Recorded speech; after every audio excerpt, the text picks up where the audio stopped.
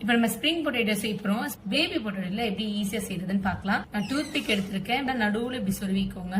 இதோட கார்னரை நம்ம கட் பண்ணி எடுத்துடலாம். எடுத்துட்டு இங்க இருந்து ஸ்பைரலா அப்படியே கட் பண்ணிட்டே போங்க. இப்போ இப்படி ஸ்பைரலா வருது இல்லைங்களா, இப்படி கொஞ்சம் லேசா எடுத்து விட்டுக்கோங்க. நம்ம இதுக்கு ஒரு பேட்டர் ரெடி பண்ண போறோம். அந்த பேட்டர்ல நம்ம நல்லா இதை முக்கி எடுத்துட்டு அதுக்கப்புறமா ஃப்ரை பண்ண போறோம்.